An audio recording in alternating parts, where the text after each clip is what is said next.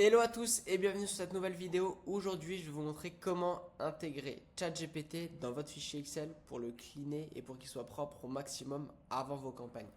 Si vous tombez sur cette chaîne, je suis Alexandre, le fondateur de l'agence Emaily et on accompagne nos clients dans leur acquisition via du multicanal, LinkedIn, email, les ads, le téléphone pour leur générer un maximum de rendez-vous et les aider dans leur croissance. On a aidé des entreprises à se développer en France, aux États-Unis et aussi de plus en plus sur le Middle East. Voilà, aujourd'hui dans la vidéo, je vais vous montrer une extension peu connue mais très puissante qui s'appelle GPT for Sheet. Ok, là vous avez le nom ici, je vous laisse le copier-coller. Là vous avez tout simplement le nom de l'extension ici. Ok, vous la tapez sur le Google Chrome extension et vous allez pouvoir la choper. Elle est 100% gratuite. L'idée, je vais vous montrer dans quel cas est-ce qu'on peut l'utiliser. Ça peut être une bonne alternative à un outil qui s'appelle Clé. Clé, je l'écris ici pour ceux qui ne connaissent pas, je vous invite à aller regarder. Ça, c'est le nom de l'outil, il est très puissant. Il vaut son prix tous les mois, donc ça dépend de votre utilisation, mais voilà. N'hésitez pas à checker cet outil-là. L'idée ici, c'est que tout simplement, directement relié à ChatGPT 4.0, vous pouvez choisir vraiment ce que vous voulez. Bon, moi j'ai mis celui-là, c'est un peu le plus cher, mais c'est le meilleur. Ça permet vraiment de faire tout ce qu'on veut. Là, vous voyez le prix, ça coûte 20 dollars pour 1 million de tokens. Voilà, si vous voulez, un peu moins cher. Là, ça coûte 2,5 dollars pour 1 million de tokens utilisés. Voilà, donc tout ça c'est relié directement via l'API. Ok. Vous pouvez aussi, j'ai pas de bêtises, je crois que vous pouvez. Et nous, ouais, sur cette version-là, regardez, on avait acheté directement sur l'extension. Vous pouvez acheter directement sans relier votre clé dessus. Et si vous reliez votre clé, ça vous reviendra beaucoup moins cher. Là, vous voyez, on est à 5 dollars. C'est une toute nouvelle fonctionnalité, ça qui vient de sortir. Moi, il n'y avait pas à l'époque. Donc voilà. Prochaine étape, voilà. À la fin de la vidéo, moi, je sais que je connecte ma clé. Enfin bref, rentrons directement dans le sujet. Le but, c'est de vous montrer à quel point ça peut être utile. Donc, ça peut vous être utile pour déjà nettoyer des noms de société. Ok. Là, j'ai déjà fait un petit prompt. Vous pouvez mettre pause, le copier-coller. Ça reste un nom très simple.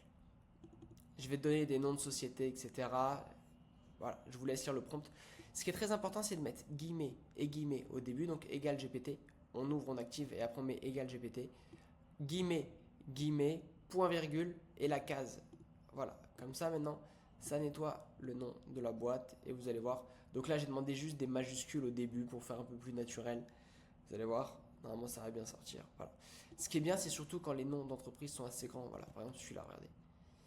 Là, on voit qu'il y a des smileys, etc. J'avais dit enlève les smileys ou tous les émoticônes et tout. Voilà. Et donc là, ça enlève les smileys. Par exemple, on peut très bien lui demander enlève les points LLC, les points FR, etc. Là, il y a un smiley. Regardez, on va descendre jusqu'en bas. Là, il y a un smiley. Logiquement, il devrait partir ici. Voilà. Tout simplement, il part. Autre chose qui est super intéressant, et je vais vous montrer après vraiment une étude de cas qu'on a fait pour un client il y a 3 jours à peine. Hop là. Ça, je supprime. Voilà. C'était ici, on avait des adresses. Ok. Je vais le faire directement. Regardez. Là, il y avait la feuille du client. Ici, on avait des adresses. On avait Agadir. Ici, Aix-en-Provence, Albi, Angers. Bon, il y avait des villes qui n'étaient pas en France. Ok. Auckland, par exemple. Et donc là, l'idée, c'est tout simplement, je vais te donner des adresses et tu vas me dire si c'est en France ou non. On voit qu'on est dans la colonne E2. On est bon. Et donc là, je lui ai dit, dis-moi juste oui ou non si on est en France. Touch. Donc là, normalement, il devrait dire non ici et il devrait dire non pour Agadir. Non pour Agadir et non pour Auckland. Et voilà. Et comme ça, après, tout simplement, vous pouvez faire votre tri. Donc, pensez bien, imaginons, regardez. Vous faites copier, vous allez dans édition, collage spécial, valeur uniquement. Sinon, vous collez vous collez la formule. Donc là, voilà, vous mettez ça. Et donc là, vous avez des villes qui ne sont pas en France. Et vous pouvez déjà supprimer ces personnes-là. Autre chose pour lesquelles on s'était servi, hop là, insérer à gauche, on voulait savoir si ici, c'était des agences web, ok, vu qu'il y avait un peu de tout. Donc là, tout simplement, on va le faire en live. J'ai pas fait la formule en avant. Égal GPT, tac, tac. Je vais te donner des descriptions de sites et tu vas me dire si ce sont des agences web ou non? Réponds simplement oui si. Sinon, réponds juste non. On ferme, point virgule, et on met la colonne. Et j'ai oublié de fermer la parenthèse, je sais pas si elle signe automatiquement, si c'est bon.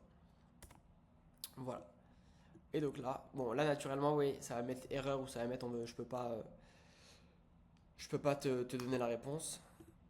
Voilà. Donc là on a une petite phrase. Mais donc là oui, et donc tout simplement, on fait comme tout à l'heure. Collage spécial, on colle les valeurs. Je suis prêt, donne-moi la description du site. Parce que là, il n'y a pas de description, tu vois. Boum. Et donc, toutes celles-là, elles sont non. Et donc, en fait, naturellement, on fait le tri avec que des boîtes en France qui sont site web. Et là, en 2 secondes, on a pu vraiment nettoyer le fichier. Et pareil, vous pouvez l'utiliser. Il y a plein de cas d'usage par rapport à des job titles. Simplifie le job title.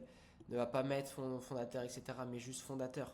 Si tu vois qu'il est, ou même si tu vois qu'il est CEO, chef exécutif, officer, founder, etc. Voilà, tu peux mettre dirigeant. Comme ça, vous pouvez simplifier, vous pouvez mettre une tonne de variables dans vos vidéos, dans vos mails. On arrive à la fin de la vidéo, c'est pour ça que j'ai dit ça. Donc n'hésitez pas à vous abonner si ça vous a plu. N'hésitez pas à mettre en commentaire des sujets qui peuvent vous intéresser. Et si vous voulez qu'on échange ensemble sur votre acquisition, n'hésitez pas à prendre rendez-vous. Je vous mets directement le lien en bio. Bonne journée!